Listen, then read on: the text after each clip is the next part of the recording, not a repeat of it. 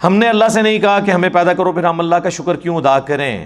بالکل یہی سوال میں نے غامدی صاحب سے بھی کیا تھا, انہوں نے اس کا جواب دیا اور پھر اس میں نے کچھ ویلیو ایڈیشن بھی کی تھی. میری یوٹیوب کے اوپر آپ ویڈیو دیکھ لیں, اللہ نے مجھے میری مرضی کے بغیر کیوں پیدا کیا. اس ٹائٹل سے بھی ہے اور اس ٹائٹل سے بھی ہے, غامدی صاحب سے اللہ کے متعلق ایک مشکل سوال. تو اس کا لاجیکل آنسر دیتے ہیں ہم. قرآن اس کا جو آنسر دیتا ہے وہ تو دو ٹوک ہے. لا یسأل عما یفعل وہم یسألون. اللہ کو کوئی پوچھ نہیں سکتا کہ اللہ نے یہ کام کیوں کیا, وہ ہر ایک کو پوچھ سکتا ہے کیونکہ وہ کریٹر ہے. اللہ نے تو اس سوال کو بین کیا ہے. اس کا جواب یہی ہے کہ جو اللہ کی مرضی. اچھا اب آ جائیں لاجیکلی, چونکہ پورے قرآن کا ایک مقدمہ ہے نا, اللہ کا شکر میں کیوں ادا کروں. اس لیے میرے بھائی آج بھی اگر آپ کو کوئی یہ آفر کرے, پہلے تو چھوڑ دیں کہ تم اپنی 50-60 سال کی زندگی میں بس یہ ایک موٹی موٹی چیزوں کا خیال رکھ لو, روزانہ 5 وقت کی نماز ہے, رزق حلال اور حرام میں فرق کرنا ہے, شریعت کی چند ایک پابندیاں ہیں, سیکس ڈسپلن ہے جس میں ہمارا ہی فائدہ ہے کہ ہم کوڑ کوڑ کے زندگی نہ گزاریں, ایک ہارمونی کے ساتھ زندگی گزاریں. تو پھر ہمیشہ کی زندگی تمہیں دوں گا جس میں تمہیں موت نہیں آئے گی, کوئی پریشانی نہیں آئے گی, کوئی بڑھاپا نہیں آئے گا, اور تمہاری مرضی کی زندگی ہوگی. یہاں تو تم 5 مرلے کے پلاٹ کی خاطر ذلیل ہوتے ہو, اور وہاں پہ سب سے آخر میں جو دوزخ سے نکال کے جنت میں جانے والا جنتی ہے, بخاری مسلم میں آیا, اسے بھی اس پلانٹ ارتھ سے 10 گنا بڑی جنت دی جائے گی. پلانٹ ارتھ جس کا صرف سرکمفرنس ہی 40,000 کلومیٹر ہے, یعنی آپ یہاں سے چلیں نا تو 40,000 کلومیٹر کے بعد آپ واپس یہاں پہنچتے ہیں. اس سے 10 گنا بڑی جنت سب سے چھوٹے جنتی کو ملے گی جس نے آخر میں جنت میں داخل ہونا ہے اپنا لاکھوں سال کا عذاب بھگت کے, اور جس نے بغیر حساب و کتاب کے جنت میں جانا ہے, یا جس کی نیکیاں اس کے گناہوں پر حاوی ہوں گی اس نے جانا ہے, اس کی تو جنت کا کوئی امیجن نہیں.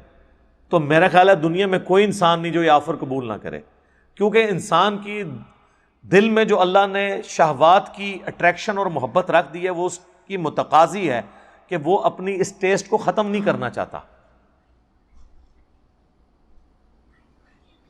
کس کی خواہش ہے کہ وہ اچھا کھانا نہ کھائے اور ہمیشہ کھاتا رہے مرتے دم تک؟ دنیا میں تو پاسبل نہیں ہے. کھانا پینا چھوٹ جاتا ہے, بیماریاں ہو جائیں تو خریدنے کی قوت کے باوجود آپ کھا پی نہیں سکتے.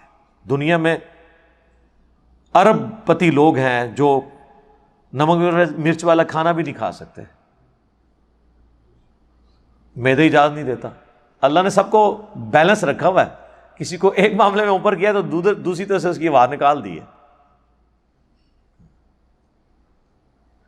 آپ کو میں پاکستان میں اس وقت امیر ترین لوگ کئی ایسے بتا سکتا ہوں جو پیمپر باندھتے ہیں, اور ان کی لوگ گاڑیوں کے اوپر, ان کے جہازوں کے اوپر, ان کی دولتوں پہ, ان کے پلاٹس پہ رش کر رہے ہوتے ہیں, لیکن وہ اپنا پیشاب نہیں روک سکتے.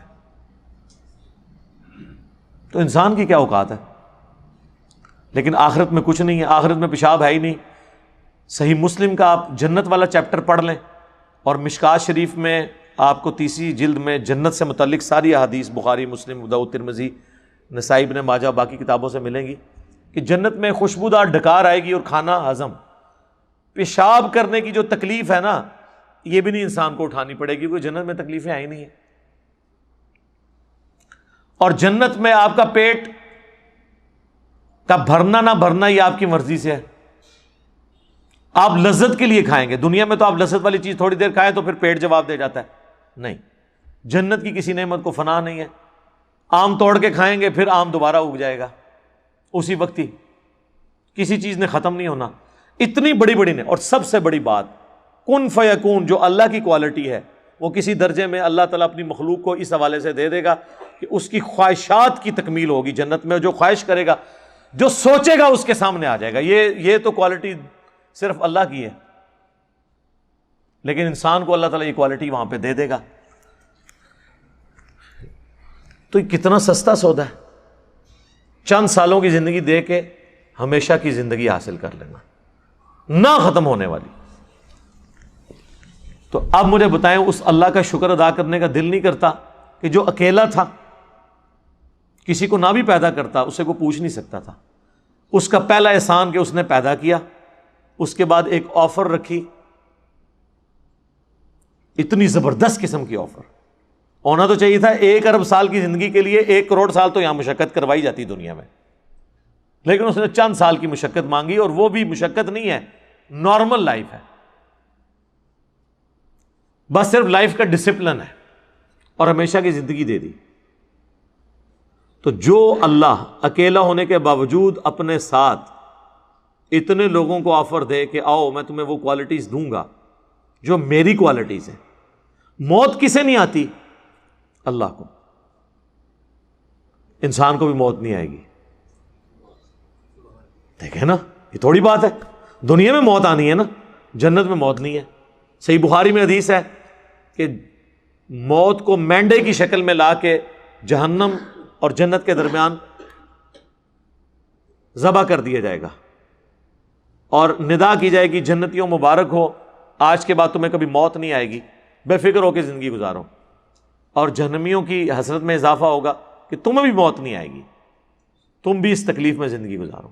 اللہم لا تجعلنا منہم, اللہم اجرنا من النار, ربنا اصرف عنا عذاب جہنم ان عذابها کان غراما.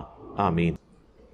اللہ کی ذات کو جب آپ اس پہلو سے دیکھیں گے تو آپ کے اندر سے, آپ کے ایک ایک ریشے سے اس کے لیے شکر کے جذبات ابھریں گے.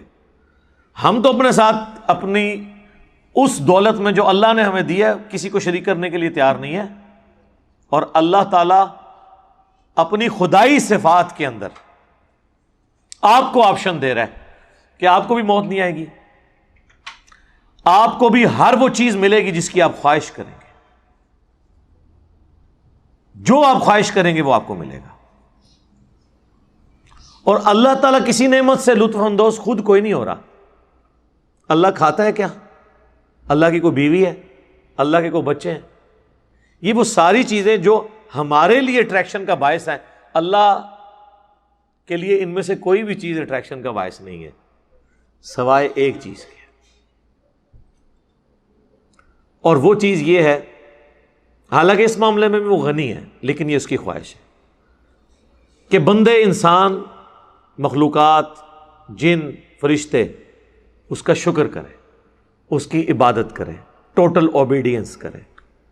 وما خلقت الجن والانس الا لیعبدون. ہم نے جن اور انسانوں کو فقط اس لیے پیدا کیا کہ وہ ہماری عبادت کریں, ہمیں مانے نہیں, صرف عبادت کریں, اور عبادت کہتے ہیں ٹوٹل اوبیڈینس کو. تو اس لیے شکر ادا کریں جی.